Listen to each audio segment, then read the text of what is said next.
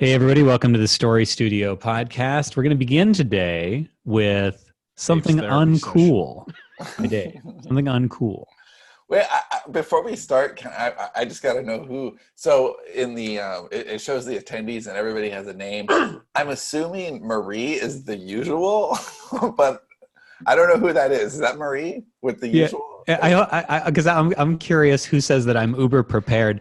I was actually just, that Facebook group we have for the mastermind that we are part of, Sean. I was just answering somebody yesterday about the podcast, and somebody saw your long ass answer because Facebook told me about it. Right, because I was like, a lot of people were saying, they're giving the wise advice for a podcast, like, well, you need to get this much, you need a VA, and they were asking about all that, and I said, well, I know this is heretical, but this group is a little heretical, so I'll just say it. And I said, we don't prepare. Like, we spend, $6 on an episode when we were doing it at the beginning or whatever it was. Like, there was basically no expense and no time. And now we don't even have an intro or theme music or anything like that. So yeah, I mean, I am uber prepared, sarcastically, but that's on brand. Well, I didn't see who it was you were talking to, so I don't know how relevant the advice was, but I will say that particular group is a place for heresy. That's what I figured. They do want to do things that are. I don't have the beard, so I'm going to throw out other heresy. You don't have the beard, or the flannel. I don't think I've seen you in flannel. I thought you were going to say phalanges. Look at Dave though. Look at Dave right now. I wish we could. Oh my God, he's perfect. Why don't we just screenshot that and send it? Dave, that is the application. That's Dave, start talking so it goes to you. Why? Hello. Why is it not going? We're talking about a group where you need to basically be exactly what you are right now. Okay, well. Sign me up. Is it a militia? No, but if I had to apply today, I would use your photo instead of mine. That might be the first time anyone in history has used me as a way to get into something. Well, I mean, not usually since I'm the not guy you since keep that out. Joaquin Phoenix group that you tried to join. All right, Dave, so Dave, have you ever been accused of writing Joaquin Phoenix fan fiction? Not yet. Dave, why don't you start with something terrible, something annoying? My life. Well, we decided we actually started beforehand, and Dave started telling a story, and Sean goes like, "Do you want to tell this on air?" And Dave, of course, didn't say yes, but then I pushed broadcast. I was asking if he wanted privacy, and Johnny pushed him over the cliff.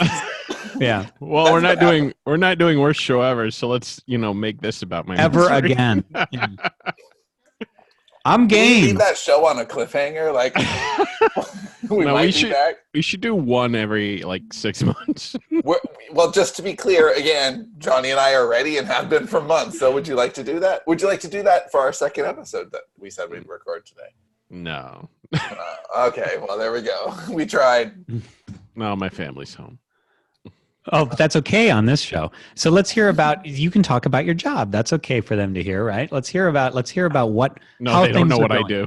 Here, prompt him again, Sean. Set him up. Ask him the question that was going to result. In okay. Well. Okay. So.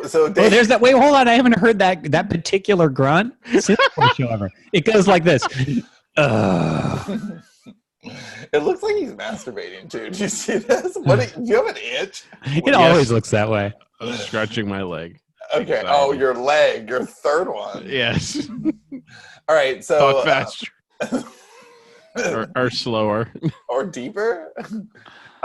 So Dave gets on, and yesterday was my birthday, and Dave says, now Dave does forget how old I am because he was really looking forward to me turning 40 for a few years there. I want everyone to think of that post that I just told you about the heretical podcast structure while with the stories going on.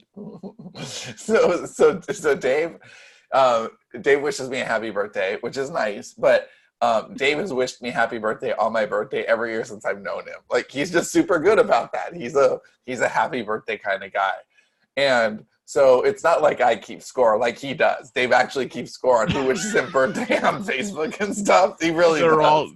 No, actually you're wrong because I don't make my Facebook my birthday public. Okay, well he does keep score. I know this for a fact. I do have a list. He does have a list. Many people are crossed off. All right, so Dave's just you wish people happy birthday on their birthday kind of guy.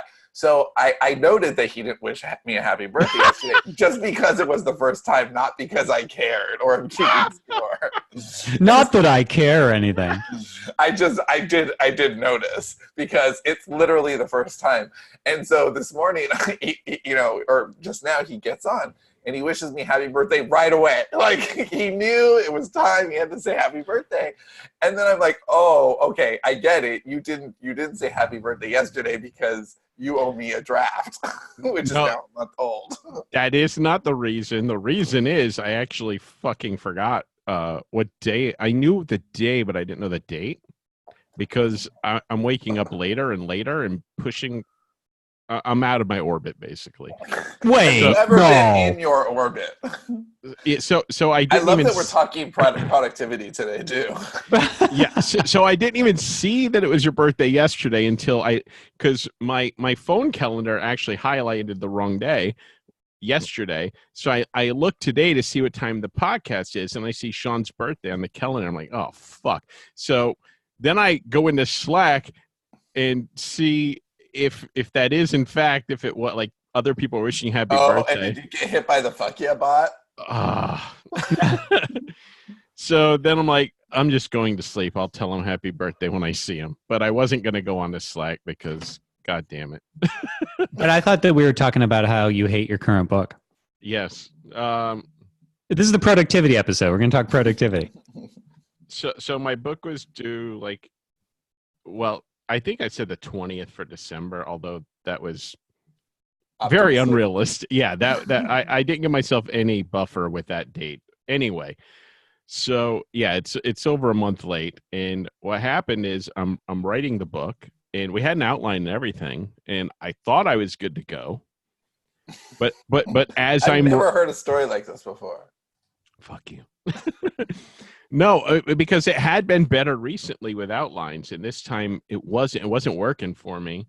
I didn't feel any connection to the story, and there were things that were wrong fundamentally with the story that just didn't work for the series. So I had to change those things. So one change led to another, and suddenly I'm looking at a puzzle that's just been tossed up in the air and landed, and I can't find all the pieces. And as I'm writing it and trying to get back to where I need to be, I find that I'm going through the motions. I'm hating the fucking story.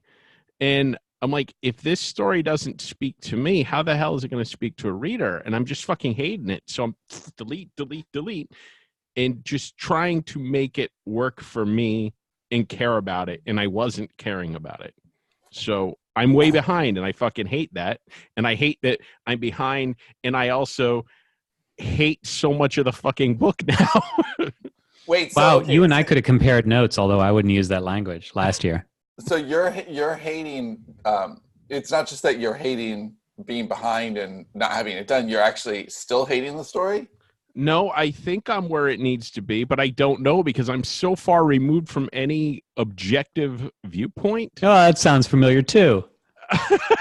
Okay, all right. Like, usually you're off on this, but I'll share your concern that I haven't. Why not do it publicly since we're on anyway? But okay, so the last time... Here comes family dinner. Well, the last time this happened... the last time this happened was with another book that was actually similar to this. And you were saying, I'm not really sure if it's good. I've kind of lost my way a little bit. And I said, well, I'll be the judge of that. I'm usually never worried about that stuff. Even if there's things to fix, the story's there. Yeah. But the last one... That Christmas Baby one? No, this wasn't the Christmas Baby one. This was actually a very good story, but it was fucking dark. Like, it went too far. So does this one... It's a CI motto. What's that? Does this one do that? No. Okay, good. Okay, well then I'm sure it's fine. No, I'm actively working against that. So in the original outline, I felt it was too dark, and there's things I'm trying to pull back from. I don't know. It's difficult to feel a connection, and I'm getting there now, but I'm not far enough in word count to fucking be happy. So I'm just fucking hating all the shit that I went through to get to where I am, but I'm not yet done, and I'm just very annoyed with myself. Well, here, dude, I can commiserate with you. I'll give you a what'd you call it, Johnny? It's not something cool. Is it something shitty? I don't think something miserable. shitty. Just something miserable. Right. I'll give you something miserable too. It's not. Is this in place of something cool? Since we're getting into this, this will be something miserable. Yeah, okay. this will be something miserable. Yeah. So. Yeah, I super difficult, very much an inconvenience. Yeah, very much an inconvenience. Yeah, so I've had a hard time finding flow so far this year. Actually, I did earlier today. I had a really good burst. It was a 90-minute block right before I clocked out, and I finished early, so maybe 80 minutes, and I got a couple of thousand words. I just got in a text from Dan asking you to stop using that phrase. No longer say clocking out, please. Oh, yeah, got it. So that was really nice to feel, but it's been really, like, the writing has been hard. I've not gotten as many words as I want to, and I feel like they're not as good as they need to be, and they're taking me too long. And but I've kind of diagnosed it. I think there's a couple of things going on there. Part of it is just the beginning of the year, and I took time off from writing, and that makes me go slower. I really do need to write every day. But also, I realized that the outline that I'm writing from, I picked a project that I thought could purposely go fast to start the year. I was ahead enough that, I had a choice between a few things, and I picked something that was like, oh, that feels like low stakes, kind of popcorn. There's not that much going on, so there's lots of room to, maneuver and make my own shit up. But I found out real quickly that I was wrong on a lot of my assumptions on what would make it fast. And the outline as it's written is there's a lot of action. There's like, this thing has to happen, and this thing has to happen, and this thing has to happen. But that's not my strength as a writer. It's really more like emotional stuff, and I didn't have enough of that, and I don't know the people as well. So I kept having to slow down and tell myself who these people are and why these scenes matter to them, and get interested in the action. But it's just what you said, Dave. It's like, if you don't care what's happening, how do you expect a reader to care? And yeah, it gets harder. And that's how I felt. Like I'm writing these action scenes, and I feel like I'm just moving pieces that I have no involvement in, no emotional stakes in. Yeah. And it fucking sucks, and I had to find my way back. Yeah, but don't you guys find that sometimes that's an authentic feeling, and sometimes it's just resistance or something that might change if you did push through? Because I certainly had those. Well, periods. I was pushing through, and it sucked. So it just length of time of suck is the determiner, maybe. Yeah, but okay. So what Johnny's asking, and actually, I think this is a really relevant conversation, even though it's in the something cool time. I think what Johnny's saying is legit, because Dave. Well, for me, I'll talk on my end first. I'm pretty sure that what Johnny is saying right now is accurate. If I had just grinded it out, like when I went back to revisit it, it would have been way better than I am thinking, because that's always the case. I've never gone back, or I rarely go back and have something, yep, that's as shitty as I thought it would be. Like, if you don't hate your book or yourself at some point in what you're writing, you're probably just being cocky, right? Like there is that moment of doubt where, like, oh, this doesn't feel that good. But I know it's true with you too, and it's not like you're not the ultimate determiner, because something that you might not be feeling, I could feel deeply, if you trust that process. But we're ahead enough right now that you can afford to doubt yourself a little bit. And if I could share sort of a revelation that I had that shouldn't be a revelation is, I know I mentioned in an email, I don't know if I mentioned it on the show, but last year was creatively difficult for me. Like I found my flow again, I'm back to it, but last year was tricky, in part because of some outside of writing stuff, but in part because of a very difficult project that kind of fucked with flow. But because of that, it forced me to unpack a lot of the things that I'd been taking for granted when things were going smoothly. You don't stop to diagnose until there's a problem. So I started to kind of diagnose, and I started to pay attention when I was reading other stuff and even watching movies to structure and stuff. And I'd been very careful about, like, for instance, in a screenplay, every scene really needs to have a purpose and move the plot forward. And you think in terms of like, what's the purpose of this scene in a book and all that. And for want of a better way, I was asking that a lot. Well, so for want of a better way of explaining it, I started to notice how many scenes in books that I really like are strictly not strictly necessary, that they are just kind of diversions where a character does something that's just kind of interesting. And that shouldn't have been a revelation, but in the moment it was. And I was like, oh, like meandering and using your true voice and being interesting, even if it's not strictly moving the plot forward, is allowable in books that I enjoy. And so it let me do that. But otherwise, I spent a lot of time spinning wheels saying, shit, this doesn't feel like it's moving up. This is the story jacket thing, Sean, where like you were like, maybe I shouldn't have the books, the outlines that go to you story jacketed because I worry too much about structure. Mm-hmm. So I wonder if there's any of that. I don't know. Well, I think we're all constantly tweaking with our process, but we're really, really paying attention right now because we're all like at the edge of kind of where we want to be, working on the projects we want to work on and getting ahead. And we don't want to lose that. We've worked really hard in the last 2 years to kind of get to a place where we're on flow and on schedule and writing the stuff that we want to be producing. And like, I could see it on Dave. He's just like, is it all going to fall apart again? Yeah. And to get personal for a moment, my anxiety, of course, chimes in with this. Like when things are difficult, my anxiety ramps up. So I take Xanax, and all of a sudden, if I take Xanax for more than a few days in a row, it's hard not to take it. And I'm fucking anxious as hell and miserable and I am just shit. And I hate everything. And I'm just like, it's like the worst of Dave. So the worst of Dave, it's like a best of album, only the other way around. I have a solution for you that I wish was legal in all 50 states. Yeah, I wish it were. Well, okay, Dave, I have a solution that is legal in all 50 states, and I'll just publicly say it one more time. You do get in your head more than you need to, and I'm always a phone call away, and it has helped you 100% of the times that you and I have got on the phone. So don't do that to yourself. It's not necessary, because even if it's not figuring out the story, it's just talking helps you. Yes. And but I hate that I fucking need that. Like, I don't know. It's just, I don't know. And you're right. I try to fix it on my own, and you need to take a shit too. But if you hold it in, how do you feel, Dave, when you hold in your shit? Don't answer that. Should we move to productivity yet? I don't know that I could hold in a shit that long. Okay, so Stacy has a question, and let's see if we can, how we feel about answering this quickly, or maybe making a show about it, because it's a great question. She says, is it too much of a diversion to discuss not letting a personal blow color your perception of your professional work? I could use some guidance there. And I know that, well, I know we could talk on that, but could you repeat it again really quickly? Yeah.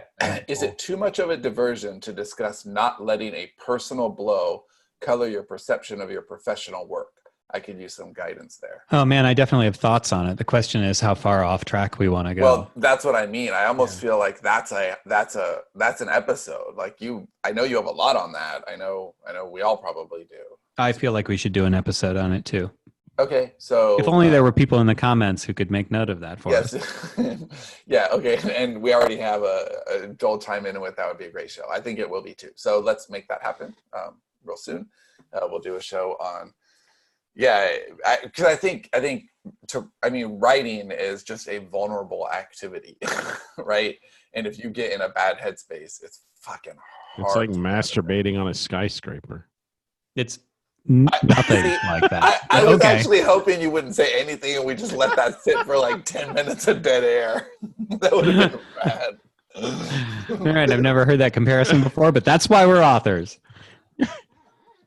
I'm going to write a book called Like Masturbating on a Skyscraper, just so I can write a product description. I like that.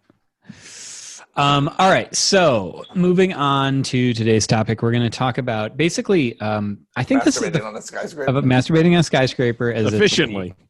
I think this is the first time that we've done this. I know that when we were talking about sort of reining the podcast in and giving it just a tad more structure in a way that didn't handcuff us, I think it was Neve who proposed various the guys, whatever. So like this was the guys try was a family of things, and so the one that got axed immediately was the Cone Marie. Right? Dave was like, "Fuck that shit, I'm not doing that." And He's to like, be fair, so were everything in we. my garage gives me joy. Everything. Or nothing. Like he would be Well- living in an Apple store with nothing around him. Well, she's clearly got a mental disorder where she personalizes things. And I think that's unhealthy, especially for somebody like me that already. Okay, has I'm sorry. It took me a OCD. really long time. You're talking about Marie Kondo. You're not talking about Neve. Yeah. Okay, because I was like, what the fuck, Dave? Dick? Yeah. How dare she propose that? No, I read that is the only book I've ever returned to Amazon store, and I was like, fuck this book. On principle. Like I hate It was on principle. Wow, was it the digital copy that you? I accessory hated wanted it. Yes, I hated it so much. back? Well, can you So- tell us what you hated about it? No. We gotta move. on. So Can we do another episode on what he let's do hated another about it? episode on that one Like too. a worst show ever on what he hates Yeah, about. yeah. I like that. Let's do a covert worst show ever. We'll just call it a story studio, but we'll just poke Dave the whole time. And I then- love it. I love the idea of doing covert episodes that he doesn't realize are. And he'll never know either. He Like, doesn't listen to the Right. feed or look at the site or Right. anything. So basically, this is the first one that we're actually doing or have actually done, and it was just the guys try productivity techniques. And so Neve and Jen gave us 3 different things to try, and I think we'd all seen all of them before or tried all of them before. But I will say, just a little spoiler on my results here, is that despite knowing it, I made myself do it again. And it was great. So it's just like, okay, I've already done this. I know it works. And thank you for making me try it again. So anyway, so do we just want to dive in or do you want to? Yeah, do you want to give just a little like overview on what the 3 different methods are? Yes, but I'm going to nominate you to do it because I don't have it right at hand because I'm uber prepared and it's not right here in the show notes. So I know that you've tried them all. So I'm going to let you. There was getting things done. Well, that's the old like. And not standby, even the right? brand, just you get things done. It's productive. Okay, so getting things done it's David Allen, right? Wrote the book. Is that his name? Yeah, I believe Yeah. that's his name. And that's the first productivity book I ever read in my life. I wrote it before I was a writer. I read it when we had the preschool, and I just kept coming across like blog Getting posts. poopy like, diapers done. so I read it, and it really informed my very early productivity stuff. But it's not geared towards creatives. It's really geared towards somebody who has an office and in-desk. No, I don't like the structure of that one at all. Yeah. So It feels very TPS reports to me. Yeah, there's like outboxes and the main thing that I took away from getting things done that I still am use now every day is having a place to capture everything. So the app I use is actually a Getting Things Done app. It's Things on Mac. That's my to-do box, list, whatever. And just that inbox where you can have, like one keyboard stroke and, collect your task. And it's kind of an inbox that a place where everything goes and you can just sort that place. Like that's very, very GTD. And I call that my garage. Right. And everything in there gives you joy. Yes. So that's worked for me forever, but there's a lot of rigidity in that I don't really subscribe to. There's Zen2Done, which a lot of this takes me way back because Zen Habits was also, it was one of the first blogs I ever read back before I started blogging, before I met Dave. Wait, sorry. Is Zen2Done, because I didn't read anything but what I did, and I just read the Promodoro. But is that, like, Zen2Done, is that Leo Babauta? Yeah. Oh, I didn't know that. That's pretty cool. Yeah. He coined that, and he wrote the book Zen2Done, and it was based on all his Oh, there you go. There's me being prepared again. But I also do really like that, and I really liked Leo. I mean, I don't not like him anymore. I just haven't read him in 10 years. But back then I read a lot of Leo, and I liked him. And I liked, was less is more. I do believe that less is more a lot. And then the other one was Promodoro, which is just, working in 25-minute chunks, which I think we've talked a lot about on the show on and off throughout the years. That's the only one that really works for me. And why is that, Dave? Is it that... And then the other one was Don't Break the Chain, which is the one I tried. Oh, that's right. I thought there were 3. There were 4. Yeah, there were 4. Okay, then Don't Break the Chain is one that, I use that every day. I call that streaks. So an interesting thing about Don't Break the Chain, because I thought of you, Sean, and how well this works for you when I was considering them, because I did look at them once, so that's good. And I realized that because I use the same. Do you still use the Streaks app on the phone? I don't. No, I did for a while, but I don't need it. So it's just another thing to do. It makes me feel like busy work.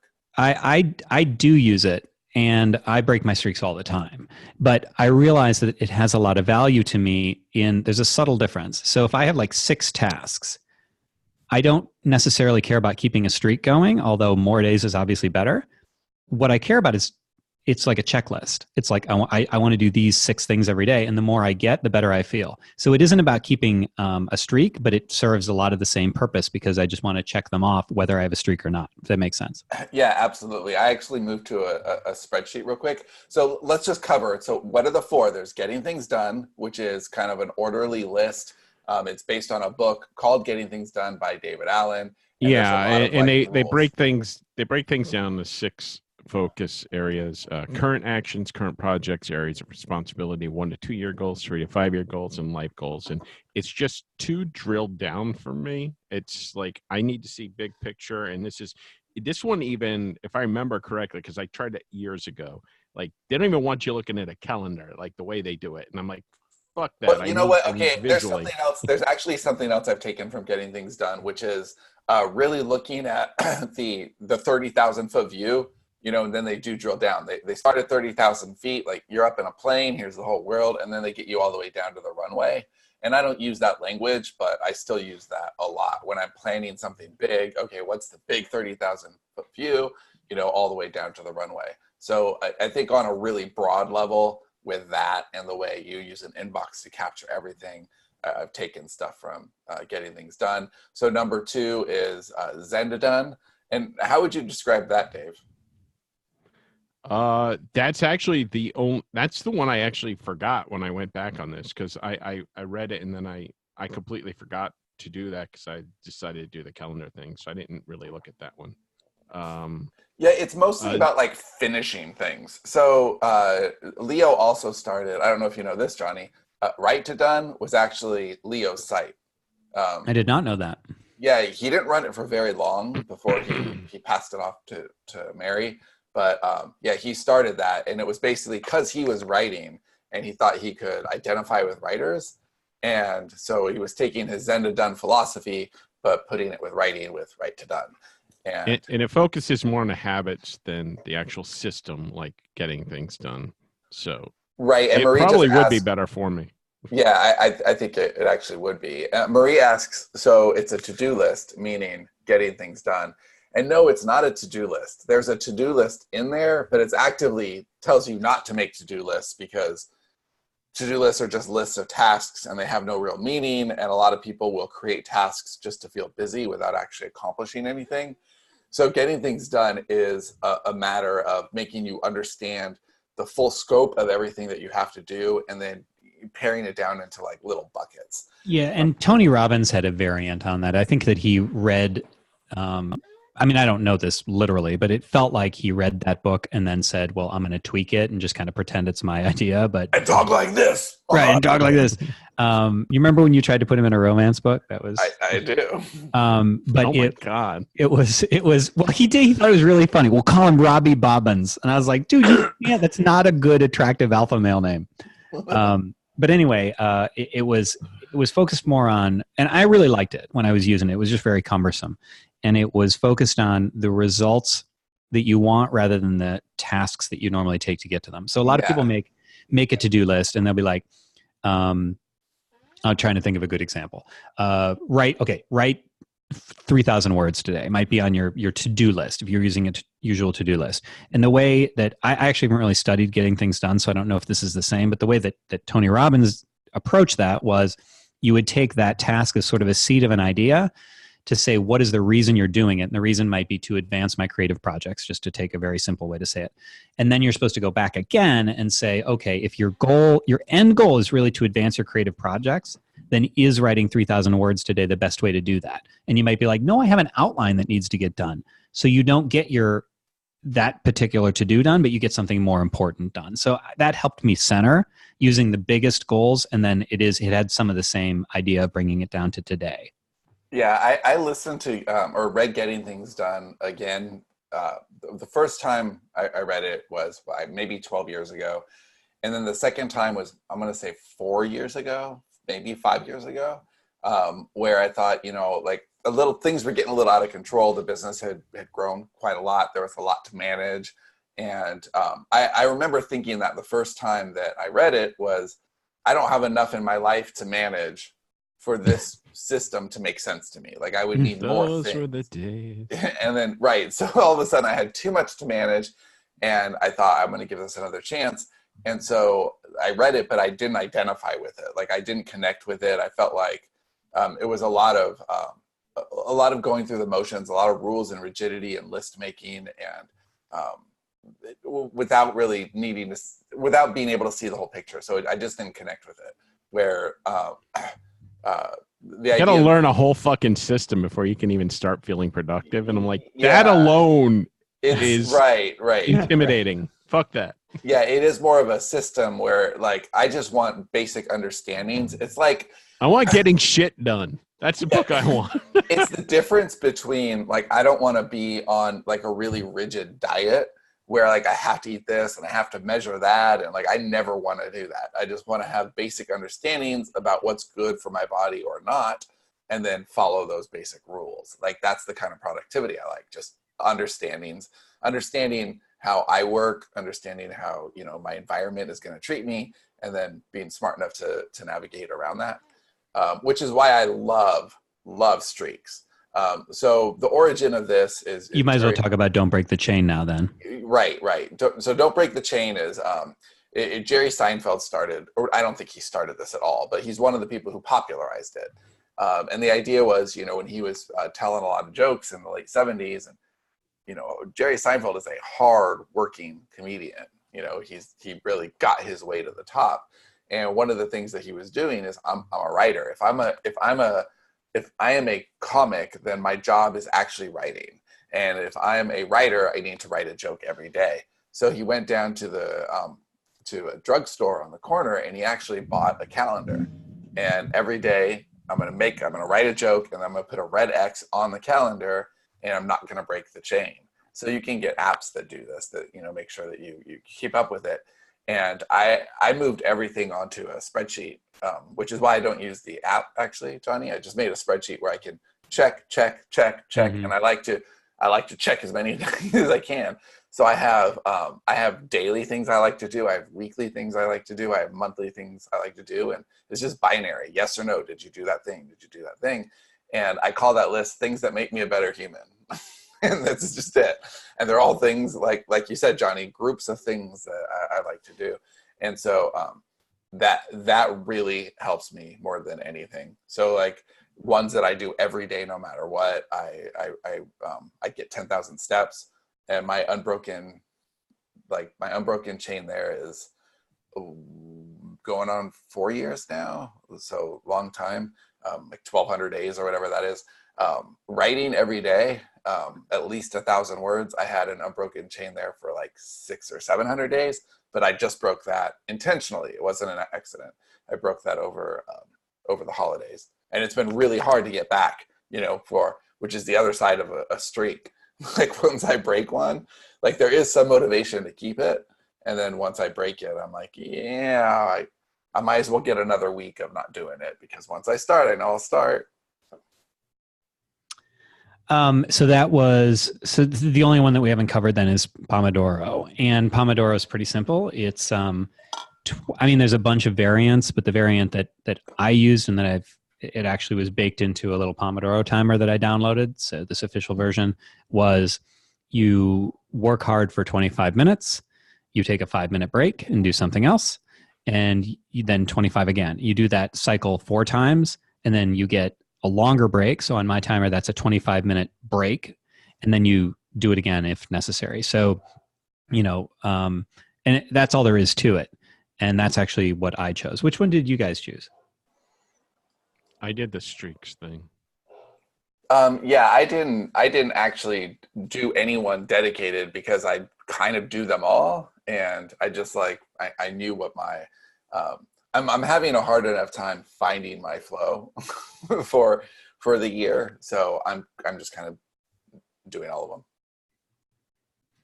And how did that, so if you did all of them, how what's the reporting for this episode then? Well, so for example, with Pomodoros, I don't do it the way Pomodoros are supposed to be done, which is, very, like you just described, there's not just strict 25 minutes, but you do this many and then you take a longer one. 25 minutes doesn't really work for me because I can always work a little bit past that. I really like 30 minutes. And I did try that. I tried Pomodoros because it was assigned to us. So I was like, okay, well, I'm gonna do this. I'm gonna do it in 25 minutes, but it wasn't working. I moved it to 30 minutes. And then this morning I actually had the best writing day I've had this year so far.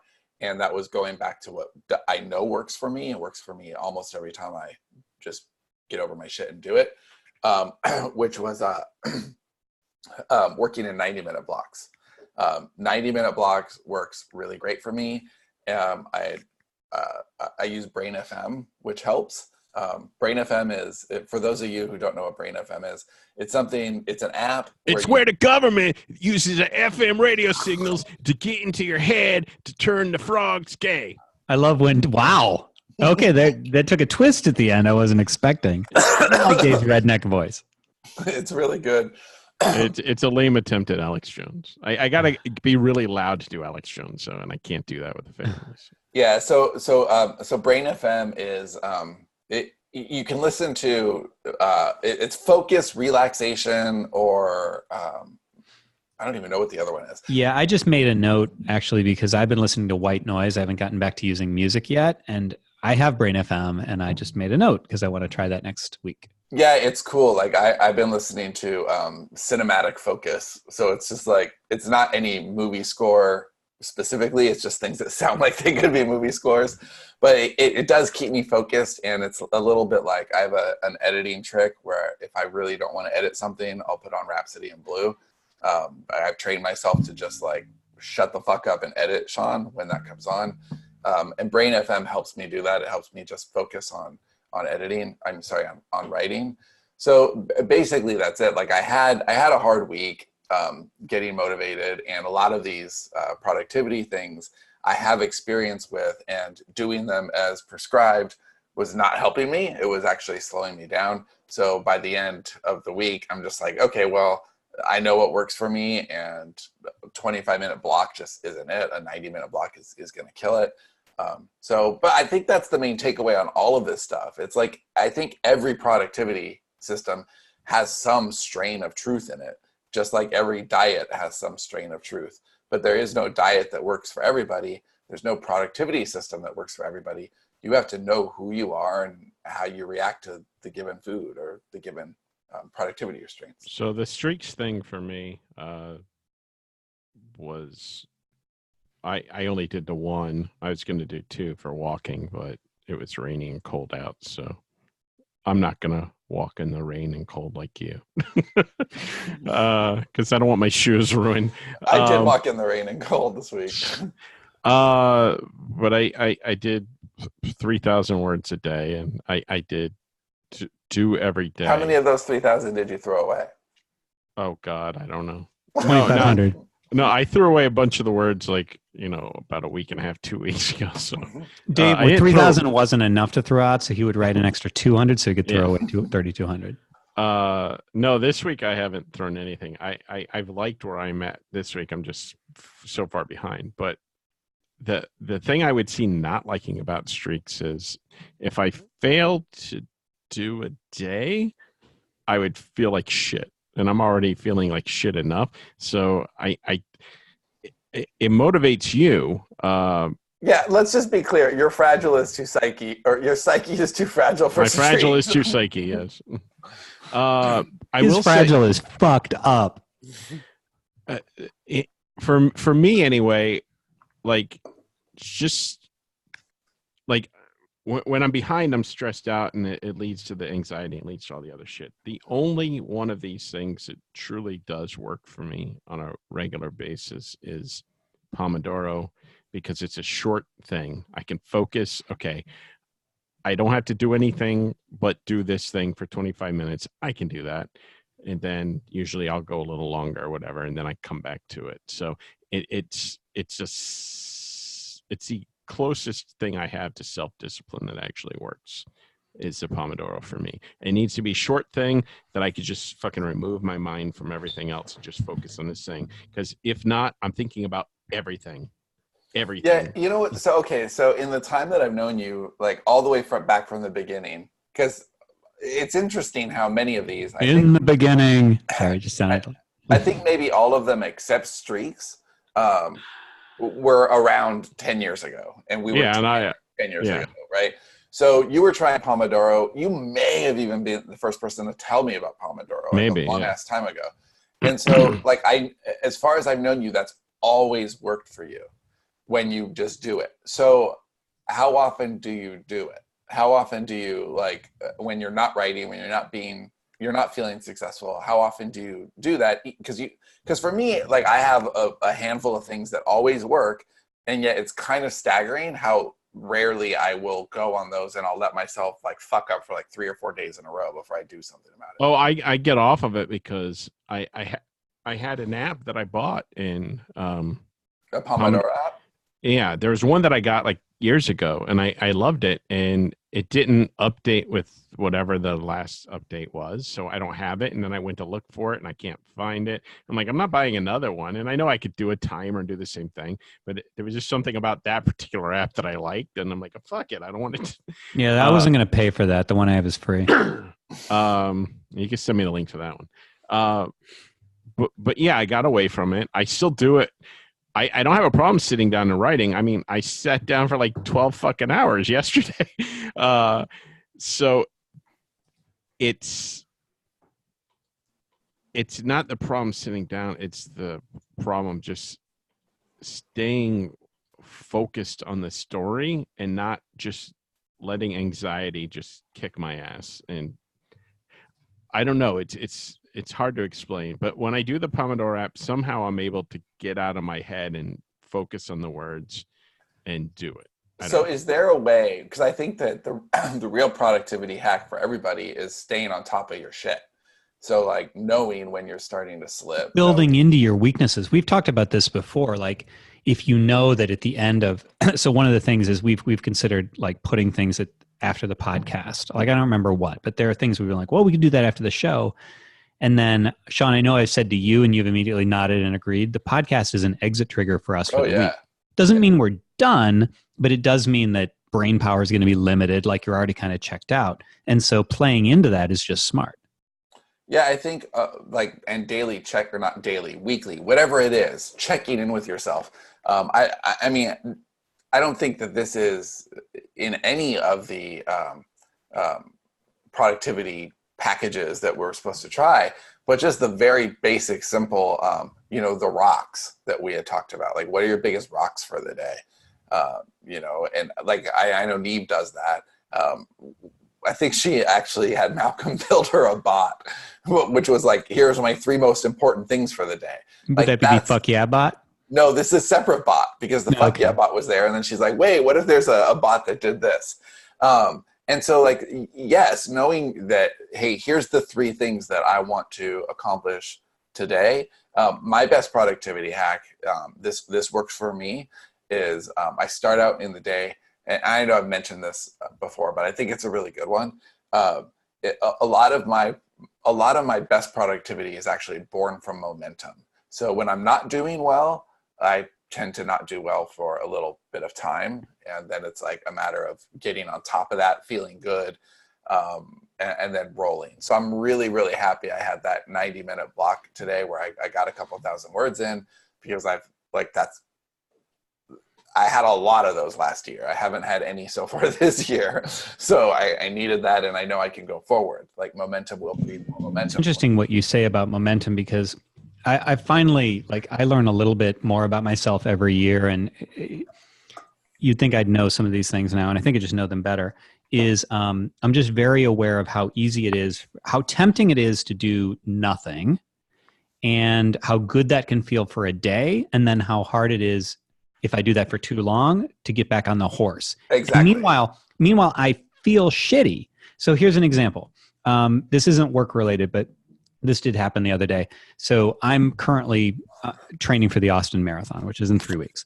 And I stubbed my toe or something. Dave's going to fly in for it. I stubbed my toe or something, like unrelated, a while ago. And so it kind of swelled up. And so I found that I could run, but that it would balloon up every single time I did. And so I'm like, okay, am I fucking up my toe?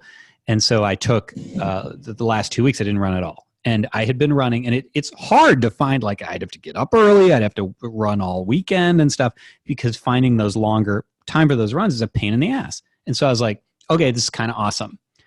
And those 2 weeks, I just felt like shit. Like everything, it's a downward spiral for everything. It's a downward spiral for mood, for the way that I eat, for my discipline when I'm writing. It's really weird. It's like if I let myself go on something, I'm almost always happier if I rein it back in terms of the discipline, because it escalates everything, not just the one thing. And so when I started running again, it was like, okay, this is better, even though it sucks. If it makes any sense at all. Yeah, I think that the way you feel breeds the way that you feel. So for a long time, I was feeling bad. I went through like a 3-month stretch where I was like, I just had so much to do, and I was just not feeling like I was getting it done. And every day I would close out just like feeling overwhelmed. I think I remember that stretch. Yeah. And so what I ended up doing is trying to change the way I felt about what I got done. And so in the morning every day, because I would write these lists of like things that I wanted to get done in the morning, and then at the end of the day, I wouldn't have, half of them done. I'd get maybe 1 or 2 of them, and I just feel bad about myself. And so what I started doing instead was, in the morning, I would say, here's my ambitions. Here's the things that I want to get done. And I'd make my list. And then at the end of the day, I'd write my wins, and I'd add to the list throughout the day. So because that's what was happening, was a lot of things came up each day that, diverted me. And I actually saw Neve did this today. She posted, because one of the things that we're doing internally, some of us need more public accountability. It just helps us. And so she said, I'm going to do this and this and this early in the day. And then for whatever reason, a couple of them weren't possible to get done. So it wasn't the initial list, but it was another one. And she's like, but I was able to do X, Y, and Z. And that was really great. And that's important to track. So I realized that I felt so much better when at the end of the day, I can make a list of wins. And it may not have looked like the list of things I wanted to get done at the beginning of the day, but it was always things that moved our team or business or my project forward. And so that's a good thing. I think the key to all of this is that when we're looking for a solution to something, I want to be more productive or whatever, it's real tempting to Google for it or ask friends. But the problem is that there's no one size fits all solution for that, and every single solution is bespoke. So you have to know who you are in order to have the right solution for you, which necessarily entails trial and error, because nobody can tell you for you. So what Sean just described is unique to some degree to Sean. And one of the things, the reason that Promodoro is working for me as long as I stay on the horse here is, I think it's because it gives me a specific window for my procrastination. If I say I'm going to sit down and I'm going to write for 4 hours, it's like, wow, that's a really big block of time. I think I'll procrastinate. Let me check this. Let me do this. But with the Pomodoro, it's like Dave described. Okay, I got to work for 25 minutes, but then I have 5 minutes to do whatever I want. And then that 25-minute block is, I look forward to that too, because that's my longer break. And so what I've been doing is I actually have my keyboard here in my office, and I'll go over and I'll play a little bit. And I want to do that anyway. I want to get better at that. So being able to bake in a bunch of things that I want to do in specific times then it's like whenever that timer goes off and it goes, okay, dude, you got 25 minutes to write, I can make myself do it because I know it's just 25 minutes. It's less than a half an hour. And then I'll have 5 minutes to, because you always justify like 5 minutes. I'll go get another cup of coffee. That'll take less than 5 minutes. But I'm like, nope, I can do that in 25 minutes because 5 minutes to get a cup of coffee or whatever else I got to do, no big deal if I just wait. It makes it easier to be good, if that makes any sense. And the other thing that's interesting is I do tend to have a lot of very short modular tasks that I would justify using to break up as a procrastination thing, but that still need to get done. I can't think of a good example. Clearing out my email, something like that. Like I have some emails I need to answer. And what I've been doing is specifically looking at when I plan my day, because I use Things, which is the app that Sean mentioned. When I'm planning my day, I now look for what are little tasks that I can do in those 5 minute periods that I have. So what happens is not only do I get my writing done, hours of writing, but I'm also nailing all of these little teeny things. So I'm being more productive about my writing, but at the same time, I'm being more productive about a bunch of shit that could derail me later in the day. And then when I'm done writing, noon or so, I'm like, wow, look how much I've already gotten done. And it's all thanks to the structure. So I'm really digging it. No, nobody has anything else to say on that. So done. Done. Well, we are at an hour. Well, we talked about what things worked for you. We talked about everything and works for Sean to some degree, I guess. You're sort of using a hodgepodge. I don't think I can use any. And I've tried a lot of systems. I've tried everyone that we've mentioned here, and I've tried a bunch of different apps, and I've tried a bunch of I've just tried a lot of shit. And it's like Story. I take what works for me and tell it my own way. We should create our own app. That's a really, really good idea.